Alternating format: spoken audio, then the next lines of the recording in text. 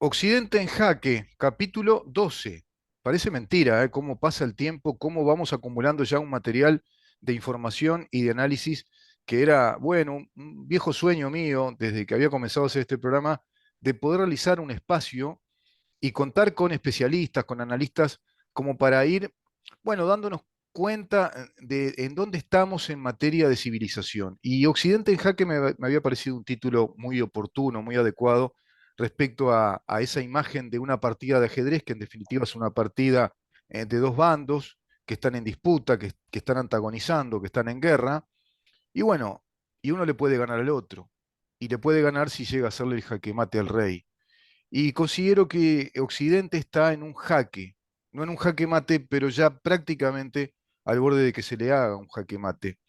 Cuando decimos Occidente estamos diciendo unidad histórica, unidad territorial, geográfica, pero también unidad sistémica, unidad política, unidad filosófica, de concepto filosófico y político de organización de nuestras sociedades. Hablamos de las revoluciones modernas, la Revolución Francesa, hablamos de la antigua Grecia en principio, hablamos de la recomposición de esa antigua Grecia con aquel proyecto de una democracia que tenía que ver con la democracia hacia la plebe fundamentalmente, y que la va a retomar aquella primera República Romana. Eso se va a recomponer de algún modo en el Renacimiento, y desde el Renacimiento y el nacimiento de los estados nacionales por el siglo XV, bueno, se desarrollará un proceso civilizatorio que va a consagrarse históricamente en las unidades nacionales de nuestros estados republicanos y democráticos. Primer estado republicano democrático que nace como una independencia prácticamente al principio negociada y luego ya no, entre aquellas primeras colonias del Reino Unido, entre las cuales estaban Boston y Massachusetts, y se va a dar entonces precisamente la unidad de los Estados Unidos, que eran esos estados que se habían unido para plantearle Oh, una independencia a aquella corona que prácticamente los maltrataba. A partir de ahí podemos hablar de ese occidente, coronel. Está con nosotros el coronel Raúl Velasco, uno de los especialistas, quien nos Roberto, permite, Roberto. Roberto, siempre lo bautizo, y dale con Raúl, ¿no? Y dale con Sí. Raúl. Yo tenía una amiga que siempre me decía Ricardo. Me decía Ricardo, digo, no, me llamo Rubén, Rubén. Me decía Ricardo, el coronel Roberto Velasco, con quien es un lujo conversar estos temas, un especialista, un profesor de historia militar, ¿verdad? Roberto, militar, ni que hablar, coronel, ya retirado, pero el militar siempre es militar. Pero claro, un hombre, digamos, de academia, de estudio, y que tiene profundos conocimientos en esto, instaló un concepto respecto a Occidente que ha repercutido muchísimo en nuestra audiencia, en nuestros seguidores, coronel, que es el concepto del Go en relación al concepto del ajedrez. Eso repercutió muchísimo, abrió mucho los ojos a muchos, empezaron a entender que acá hay como dos estrategias distintas, y cuando hablamos de Occidente en jaque o de Occidente en una partida de Go que no sabe que está jugando, estamos hablando de China, estamos hablando de Rusia y de Irán, pero China encabezando este bloque que le está haciendo precisamente la guerra a Occidente. Y cuando decimos Occidente, concretamente decimos Estados Unidos y todos los países de la OTAN alineados a ese modelo de vida de unidades nacionales, republicanas, democráticas, o al menos digamos lo que va quedando de ellas o lo que pretende renacer de ellas, porque está complicado Occidente, tanto por dentro como por fuera. Bienvenido, coronel. Gracias por estar con nosotros una vez más. Muchas gracias, doctor, muy amable. Sí, el mundo está sumamente complicado porque es muy complejo, porque las relaciones se han complejizado muchísimo, porque estamos prácticamente en dos niveles, en un nivel socioeconómico y en un nivel sociomilitar. ¿Y por qué la palabra socio en ambos conceptos? Porque involucra a toda la población, a todas las personas, a todos los estratos sociales. Ese es el gran tema. Entonces, tenemos que Occidente, con Estados Unidos a la cabeza, fundamentalmente, que está aplicando, como hablábamos siempre, la teoría del ajedrez, está enfrentando en el Indo-Pacífico el desarrollo de una China que viene creciendo muchísimo. y está compitiendo. ¿En qué nivel compite? En el militar todavía no, porque es más débil, pero sí está compitiendo en el mundo económico y social. Y ahí está el gran tema. Estamos acostumbrados los que nacimos el siglo pasado de que el mundo prácticamente estaba dividido en dos bloques. Uno liderado por Estados Unidos y otro liderado por Rusia.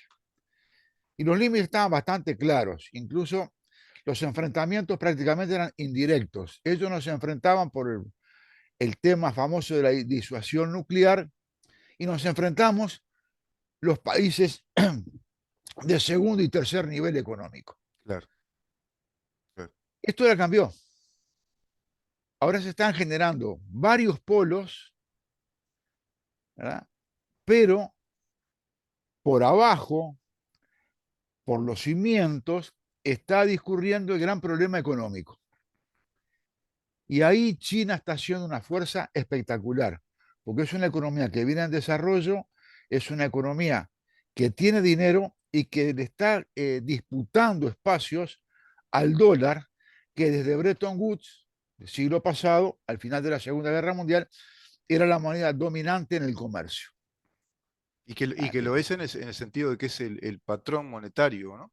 Es decir, Claro, se termina con aquel patrón oro, y es el dólar el que pasa a ser el patrón dominante monetario. Ahora, al ser el dólar, la moneda pasa a ser de fiducia, un título fiduciario, ¿no? O sea, es un título que da valor de confianza. Estados Unidos hoy claro, tiene una moneda que tiene una confianza mundial espectacular porque incluso cuando la pandemia en esa gran recesión mundial de 2 años, las estadísticas daban, tengo estadísticas de datos macro, por ejemplo, que es un portal serio de estadística económica e inclusive geoeconómica, que plantea que el 60% de los capitales mundiales se refugiaron en el dólar. claro. Imagínense la fuerza que tiene el dólar, ¿no? Creo entender que esto de China buscando alianzas estratégicas comerciales como el BRICS para competirle al dólar suena más a un relato geopolítico que a una realidad económica en estos momentos. Quizás si eso se desarrollara, sí, pero que llevaría tiempo, ¿no? Como todo en la economía. Porque no olvidemos que hay otras monedas fuertes. Están los francos suizos, están las libras, que también es una moneda fiduciaria fuerte, que no pierden valor. Y lo mismo pasa con la moneda japonesa, no pierden valor. Es decir, son monedas que, si usted le dice, mire, ¿le pago en dólares o le pago en franco? Va a decir que es lo mismo, no va a tener problema. O la libra que incluso es más cara que el dólar, ¿no? Bastante más alta. Sí, lo que pasa es que Ahora son monedas que, le dicen en yuan y usted va a dudar, pues en yuan, sí, está complicado. y esa es la gran jugada. Fíjese que todas las monedas que usted acaba de nombrar Mm, tienen lo que se llama la convertibilidad. Claro, claro, Entonces pueden circular libremente por el mundo. exacto, No tiene problema. exacto. El yuan no tanto. No, Pero entonces, ¿qué está haciendo China con el yuan? Está invirtiendo, porque al final del cuento del yuan sí, son dólares también. sí, En, sí. en el comercio mundial, al final, el yuan se transforma en dólares. Y Lo hay que otro pasa tema que, ahí, ¿no? Hay otro tema que usted claro, lo planteó con el Go. Va ganando un espacio que aparentemente es invisible de parte de Occidente, que es, pero ¿y si China logra una comunidad económica con la India, con Sudáfrica, con alguna parte también del África meridional, con Brasil? Vamos a ir a este tema ahora, si le parece, que me sí, parece muy sí, sí, interesante. Brasil, que está alineándose digamos, a esa postulación china y lo manifiesta internacionalmente cuando Ignacio Lula da Silva manifiesta que hay que romper con este mundo de polaridades económicas e ir a una multipolaridad. Esa multipolaridad, la que habla Ignacio Lula da Silva, es prácticamente el eco de un papagayo, y creo que viene bien a cuento, porque lo del papagayo, ¿no? Aquella imagen emblemática del papagayo brasileño, y él que es un papagayo, repite como un lorito lo que dice nada más y nada menos que el White Book, que es la política internacional oficial de China, que habla claro, precisamente de romper con ese bloque hegemónico de la OTAN en lo económico y que son esas convertibilidades monetarias, que en definitiva es lo que buscan. ¿Para qué? Para exacto. establecer ellos hablan de una multipolaridad ¿no? Suena muy lindo ese buenismo que tienen en la expresión, una multipolaridad Sí, comercial o regional o económica. Me parece que por ahí sí podría venir, porque si empezamos a unir América Latina, porque van a ir atrás de Brasil prácticamente todos los países, ¿no? sí, porque ¿qué es lo que pasa? Ellos son buenitos, pero en la superficie. Sí, En lo profundo, mm, ellos lo agarran del cinturón y le pegan en la cabeza, sí, desde el punto de vista económico. sí. Pero aparte, Brasil tiene otro tema que me preocupa muchísimo. No importa el signo político del gobierno, porque Bolsonaro Mm. también fue a Rusia en plena invasión rusa a Europa, porque la verdad que más que Hizo Ucrania está invadiendo Europa. se abrazó y aparece dándose la mano con Putin y con Xi Jinping en un acuerdo por el BRICS. Brasil integrándose con Bolsonaro y era con motivo de no perder sus exportaciones de granos. También Claro. se había comunicado ese análisis. Cuando estaban invadiendo ya, ya estaba invadida Ucrania, ¿no? Y el tema preocupante para mí es ese, porque en un análisis de fortalezas y debilidades, el famoso Sí. FODA, Ajá. Itamaraty tiene un gran poder en el gobierno brasilero. Y si esto lo hizo con las dos tendencias políticas, derecha e izquierda, quiere decir que pasa a ser una política nacional. Y no va a cambiar, va a Yo ser le una doy, política a mira, largo plazo. le doy un matiz acá. Es cierto lo que dice, Itamaraty está influenciando en los dos gobiernos. ¿Por qué? Claro, Porque la política de Cancillería en Brasil es política de Estado y claro, se impone a cualquier gobierno. Pero en este caso yo creo que Ignacio Lula da Silva, como viejo lobo de mar que es y habilidoso negociador, le agrega un elemento a Itamaraty. Estoy de acuerdo, les dice, pero sería bueno reeditar la UNASUR. Y claro, la UNASUR es un viejo sueño de aquel club de ideologías de izquierda que pretendían hacer una Sudamérica, ahora le llaman Suramérica. Qué complicado decir Suramérica porque es el sur, bueno, Sudamérica, Unión de Sudamérica que suena de Unión de Sudamérica contra algo. ¿Por qué unión? claro, ¿Unión de qué? Bueno, eso contra es lo que plantea. Norteamérica. Claro, eso es lo que plantea Ignacio Lula da Silva, ¿no? Plantea esta unidad de la UNASUR. Ahora, respecto a esta unidad de la UNASUR, a la cual integra ya, digamos, con cierto fervor a Venezuela, integra a Sí, Venezuela, y Venezuela, a su vez, que se va a integrar al BRICS, suena sí, bastante claro, ¿no, coronel? Que esta jugada o es una jugada de ajedrez de Lula o es un go chino donde va ocupando un espacio en América del Sur, en Sudamérica, desde Brasil a la cabeza, país que lidera ahora esta cumbre, que no es tan frívola como parece, sino que hay que estar atento a lo que se resuelva. Por ejemplo, nuestro presidente va a ir. No entiendo bien por qué, no se entiende. Uruguay se desalineó de UNASUR, se fue de la UNASUR en el 2020. El presidente uruguayo que manifiesta que no está para nada de acuerdo con este tipo de cumbres queriendo crear organismos todo el tiempo, que no es bueno estar creando organismos al compás de regímenes o gobiernos ideológicos, ¿no? Porque en definitiva lo que están provocando es inestabilidad, gastos, presupuestos, pero poca confianza en el resto del mundo, porque hoy está la UNASUR, mañana no está, que el Parlasur funciona, no funciona, que el Mercosur no funciona, que funciona. Bueno, y estamos creando organismos todo el tiempo, dice el presidente. Bueno, uno esperaría que el presidente con decir esto envíe un comunicado formal como corresponde por la vía de la Cancillería y se terminó el asunto. No, va presencialmente, coronel, y va además con sí. 6 puntos a discutir. Sí, lo que pasa es que esta es una impresión muy personal. Todavía no nos dimos cuenta de que se nos acabó el tiempo de la política pendular que veníamos siguiendo nosotros a través de la historia. O estamos bien con uno y más o menos con el otro, hablando de Argentina y Brasil, o estamos bien con Argentina y estamos más o menos con Brasil y ahí andábamos. Ese tiempo se acabó. ¿Por qué? Porque Argentina y Brasil son una familia ideológica y el gobierno nuestro hoy, ¿verdad?, no forma parte de esa familia ideológica. En ese sentido, claro, el que sí tuvo una intervención, porque es un viejo zorro de la política, por más que dicen, lo critican mucho, fue el expresidente Mujica que le manda una carta a Lula, Mm, que más o menos, por lo que vi en la prensa, le dice, mirá que va a ir el presidente, pues es un muchacho joven, mm. no te pelees de vuelta con él, mirá que capaz que volvemos nosotros y podemos arreglar el tema. Porque Sí, le dijo, no hay que destruir, hay que construir, le dijo, y hay que aceptar y construir. exacto. Y el presidente nuestro va a plantear una serie de elementos que son al choque.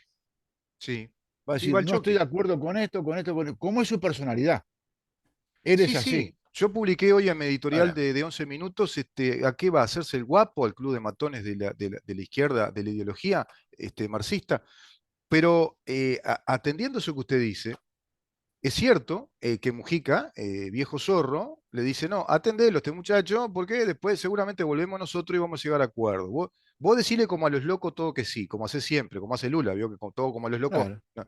Ahora, el presidente va porque creo que tiene, yo no sé si decirlo, bueno, lo voy a decir, muchos se van a reír, otros les va a caer mal, la aspergeriana ambición o expectativa de lograr definitivamente lo que hasta ahora es su fracaso político, que parece ser es ese noviazgo que él tiene con el TLC con China. El TLC con China se le cae porque Brasil comenzó a negociar esto con China. Cuando Ignacio Lula da Silva sube y comienzan las negociaciones por el BRICS, y ahora vemos que aparece esto de la UNASUR, que no es casualidad, Ignacio Lula da Silva con Xi Jinping deciden que Uruguay no siga adelante, ni China siga adelante con ese TLC, claro, lo hacen caer, pero luego Ignacio Lula da Silva le dice a, a Luis Lacalle Pou que tiene que ir a esta cumbre porque seguramente van a resolver que Uruguay se integre a un TLC, pero con algo más amplio que está vinculado a todo esto. Mire claro, cómo viene la mano. Entonces, lo tienen agarrado al chiquilín con los caramelos, por un lado, con el cuentito de que vamos a ingresar al TLC, que no sé para qué, por qué piensa que nos va a servir un TLC con China, pero por otro lado, ese agarre es para que quede amarrado Uruguay en algún acuerdo previendo que sobrevenga después el gobierno de Frente Amplio. No, no sé si está correcto el análisis. yo comparto, comparto, pero hay otro detalle, pues, con el tema del TLC con China hay otro país díscolo que es Paraguay. Mm, Paraguay le dijo, cuando vino el presidente ahora que almorzó sí. con el doctor Lacalle, le Mm. dijo, Paraguay no va a romper relaciones con Taiwán. Ah, sí, Se lo digo con total claridad. sí. Si los paraguayos podrán tener muchos defectos y virtudes, pero una gran virtud que tienen es una lealtad hasta las últimas consecuencias. Y, ¿No? y no Entonces, mire, olvidemos, y no olvidemos que es un gobierno liberal. Y el claro, gobierno que gana las elecciones es más liberal que el gobierno que está. claro, O sea, y le tienen una dijo, línea totalmente capitalista. O sea, sí, sí, Paraguay no está en la línea esta. no, y no va a abandonar Taiwán tampoco. No, no. De eso nadie me lo dijo, pero tengo la seguridad porque los conozco, Ujú, a los paraguayos. sí, Ellos sí, sí, son fieles a sus conceptos personales y sus políticas de nacionalismo. claro, Son profundamente nacionalistas los paraguayos. Y sin si duda. eso decidieron, Ujú. van a seguir en esa línea. Y Quiero le que, agrego, coronel, que es una clase política joven, de profesionales. Quien ganó la presidencia es un economista con posgrados en Harvard y es de una línea absolutamente liberal, procapitalista y republicana liberal. Es decir, Paraguay está en una sí, sí, línea que podría ser un socio de alguna manera de lo que Milei quizá quiera hacer en Argentina. No olvidemos también, como usted recién hizo referencia a Brasil y Argentina, como dos grandes países, los dos grandes, los gigantes de este continente en línea de izquierda, pero no olvidemos que se cae a pedazos la izquierda argentina y que es un hecho claro. que seguramente Milei vaya a ser presidente argentino. Es un hecho prácticamente. Y Sí, si, sí, casi con seguridad. sí. Sí, sí, sí, sí. Entonces también eso está inestable, ¿no? Está muy inestable ahí. Está bien estable, pero Porque este gane quien hombre, gane en Argentina, Paraguay no va a cambiar. claro, Eso no le quepa la menor duda. claro. ¿Eh? Sí, sí, sí, Pues, sí. yo le he comentado que yo estuve en el 2014 allá Ujú, y Paraguay es un país que en el siglo pasado lo aniquilaron, le mataron todos los varones, claro. este, pero sin embargo hoy es una potencia en crecimiento. A Paraguay le diezmaron la población, le mataron con aquella, Claro. la famosa guerra grande, aquella, Uruguay La cómplice de Triple todo eso, la Alianza. Triple Alianza, la Triple Alianza, y hoy Paraguay es un país con casi 8 millones de habitantes. Claro. Nos No superó. solamente, sino que fueron tan inteligentes que ellos hicieron inmigración Mm, selectiva. mm, Decían, yo preciso gente para poblar sí, el Chaco, mm, al norte. Y ahí me vienen bien los menonitas. exacto. No se los autorizó y ellos hicieron, hacen su vida, pero Mm, tienen su desarrollo económico. claro, claro. Entonces me decían, me interesan los japoneses, pero no cualquiera, gente laboriosa. Trajo un montón de gente de Japón y han desarrollado una economía espectacular. Y muy amiga del capital, porque por eso se Claro, está invirtiendo en mucho capitalista argentino, mucho productor agropecuario y uruguayo invierten en Paraguay, porque claro, es mucho más barato que Uruguay producir, muchísimo más barato mucho más producir. barato. Claro, Claro, claro. entonces, no va a cambiar. Acuérdese que ya le hicieron trampa Ujú, cuando suspendieron a Paraguay sí, por el tema de, ¿no? Para que ingresara a Venezuela. sí, es cierto, Venezuela ingresó por la ventana porque suspendieron a Paraguay, si no, Venezuela no ingresaba. es cierto. Sí, sí, Entonces, Paraguay es muy claro en sus conceptos. sí, ¿Qué sí. pasa? Entonces, si gana Milei, si tenemos la suerte y gana Milei, se va a armar un eje entre Paraguay, Argentina y Uruguay, más o menos con cierta afinidad ideológica, pero con independencia en un montón de aspectos. ¿Verdad? Sí, y Vamos a hacer Uruguay, con, Uruguay lo pongo en tela de juicio porque Uruguay, si gana el Frente Amplio, que es probable que gane, creo que se va a alinear a lo otro. claro, pero si seguimos en el supuesto caso que no ganara, van a ser economías complementarias Ah, y sí, no van a ser enemigas competitivas. ah, eso sí, Se van a eso sí, complementar. sí. Entonces, hay muchas posibilidades. Uruguay está en este momento histórico en una cruz de caminos, ¿no? Estamos en una Sí, disyuntiva. sí, sí. No sabemos, no Sí, sabemos. somos chiquitos, pero somos una pieza importante en el Go. Y sí, Es un espacio a ocupar, sí, claro. no le quepa la menor duda. Las riquezas naturales que hay acá y la salida al Claro, mar, todo este golfo, prácticamente es un golfo, ¿no? claro, Río de la Plata, claro. claro. La capacidad para producir comida Sí, para muchos millones de habitantes, sí, sí, sí, este, sí, sí. es importante, Las porque riquezas es marinas, lo que va costeras, claro, claro, es lo que va a faltar. claro. ¿Verdad? Sí, Entonces, sí. el tema viene por ahí. Ujú, Por lo menos es lo que me parece a mí. Este, China, perdón, Argentina, si no gana mi ley, mm, Argentina va a estar en una situación paupérrima. sí, Porque fíjese sí, que tiene una balanza comercial deficitaria con China sí, en casi 10.000 millones de dólares. claro, Y ahora le fueron a pedir más plata. sí, sí. Entonces, ¿qué va a decir China? Bueno, yo te presto, no hay problema, no me pagues, pero Mm, quiero esto, quiero esto, quiero esto, y lo voy a manejar yo. Es lo que hoy le está pasando a Italia, aunque parezca mentira. a Italia. A Italia le está pasando lo mismo. Hay puertos en Italia que los maneja China. Y ahora Ajá, la primer ministro está sumamente preocupada sí, porque China le dejó de comprar sí. y le bajó lo que exportaba China en casi 4.000 millones de euros de un mes para el otro. Le dejó China de Entonces, exportar a Italia. no, le dejó de comprar Le dejó de China a comprar China a Italia, Italia. Ujú. entonces Italia ahora no tiene plata. Y además que Italia viene con un endeudamiento muy grande. El 150% del Producto Bruto Nacional tiene de Claro, deuda Italia, que Meloni se enojaba muchísimo con eso, porque es la cuarta economía de Europa y no puede ser que seguro, tenga ese endeudamiento por la corrupción de los gobiernos precedentes. claro. Pero, y otra cosa que le pasa a Italia, que está afectada por esta hegemonía ambientalista, que está muy preocupada la primer ministro, respecto a que Italia tiene las bases marinas petroleras más grandes de Europa. Es la segunda o tercera reserva de petróleo de Claro, base marítima y no lo puede explotar porque no claro. tiene los derechos para hacerlo en sus propios mares territoriales, por ejemplo, ¿no? Es increíble. Y por eso que está totalmente enfrentada con la Agenda 2030. Claro, porque Es el eso. petróleo y el gas, hay gas también, hay gas Claro, natural, claro. que no Sí, lo sí, puede sí. explotar. Sí, sí. Y Occidente sigue comprando el, el cuento, el chiste El cuento chino, de ¿eh? el propio cuento chino de la economía verde. Ahí está. Del ¿verdad? Que es, inatrapable le llamo yo, el inatrapable, claro, el hidrógeno, no, no lo pueden claro, atrapar. claro, porque el problema es que Estados Unidos, China y otras potencias industriales son las que contaminan más el ambiente, Ujú. pero a los menos poderosos nos obligan a suspender nuestras emanaciones al espacio. Sí, sí, sí, sí, Entonces, sí, es un juego de tira y afloje en el cual los países estamos en una situación muy difícil y eso es que los gobiernos tienen que entender, que tengo la seguridad que eso no lo entiende el presidente de la calle, porque no tenemos un diagnóstico hecho, mejor dicho, está hecho de nuestras fortalezas y nuestras debilidades. claro, ¿Qué lo tenemos que cuidar? Y tenemos que cuidar el ganado, la agricultura, la pesca, el agua. sí, ¿Cuáles son nuestras debilidades?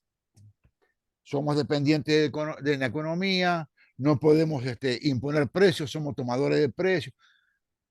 Eso es lo que tenemos que cuidar. sí, claro. No, Lo somos otro, dependientes de la tecnología, no claro, tenemos producción de valor agregado, tendríamos que ir para ese lado en alguna línea de producción, claro, ¿no? sí. Entonces, esas debilidades nuestras que no las protegemos como las tenemos que proteger, son los que nos dejan expuestos a estas cosas como ahora hay que ir a Brasil, Claro, hay que, el expresidente Mujica reciba ministros claro, bolivianos y eso en la calle y nadie diga nada, entonces claro. hay que fumárselo, Y sí, ¿eh? y sí.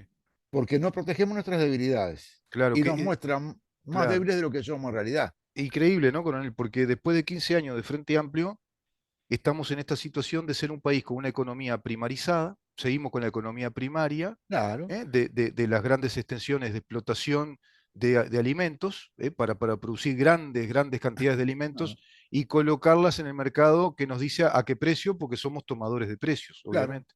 exacto. Claro. Entonces, tenemos que navegar en un mar muy revuelto para nosotros Mm, y no explotamos nuestras verdaderas posibilidades, que son nuestras fortalezas. sí, claro, claro. Ese es el, pe- Sí, sí, el tema. es así, El ministro de coronel. Defensa decía el otro día, en la pesca tenemos un potencial de 1.400 millones de dólares. ¿Y qué estamos haciendo para ponerlo a buscar?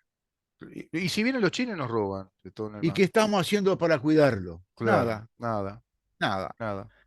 ¿Verdad? Sí, sí. Entonces, como no hacemos nada, vienen los chinos y se lo llevan, Sí, es así. vienen los alemanes y llevan el hidrógeno verde que sacan ahí en el norte del país, como dijo el doctor Luz el otro día, Mm, ¿verdad? sí, Que cada sí. 10 litros de agua sacan 1 kilo de hidrógeno verde, ¿verdad? Y ahí van, y nosotros sobrevivimos, pero Y, no despegamos, y no sabemos lo que nos succiona Brasil del acuífero guaraní. ni Porque idea, no tenemos ni idea, porque sabemos que ni están idea. haciendo perforaciones y succionan como loco agua desde el acuífero, y bueno, eso es el mismo Sí, sí, acuífero, ¿no?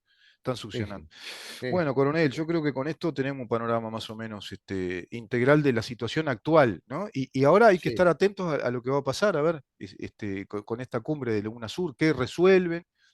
No queda claro por qué va el presidente, por un lado que no está de acuerdo, por otro lado que sí, lleva puntos como para confrontar y a su vez va presencialmente a confrontar esos puntos. ¿Hay alguna expectación, una expectativa? Y, y es verosímil pensar que sí, porque si no directamente hubiera enviado un comunicado y hubiera dicho, no, Uruguay no está de acuerdo con esto, no vamos a integrar la UNASUR, ya nos fuimos y no estamos de acuerdo con un club de amigos, un club ideológico. Sin embargo, va, sí, sí, va. va. Va, vamos a ver. Después de fritas las tortas, veremos qué grasa queda. Tenía un Exacto. jefe que me decía eso. Claro, Claro, es así, hay que ver. coronel, es así. Claro. Muchísimas gracias, ¿eh? A las órdenes. Gracias a usted por la invitación. No, Nos por estamos favor, viendo. que pase muy bien. Gracias Coronel igualmente. Roberto Velasco, como siempre, conversando muy amablemente y con mucha lucidez respecto a estos temas tan complejos, pero quedó muy clara una cosa con él, ¿no? Que ya ese mundo bipolar geopolíticamente se terminó. Ese mundo de Occidente, por un lado, con Estados Unidos y la Europa occidental, y por otro lado la Unión Soviética, eso es para aprendiz, era para aprendices. Se ve que los que nacieron en esa época tenían que aprender geopolítica y diplomacia de esa manera, era más fácil. Ahora es mucho más complejo todo esto. Una vez más, gracias, coronel. Nos vemos en la próxima. Que pase muy bien. Gracias igualmente. Hasta la próxima. Seguimos adelante, Damián.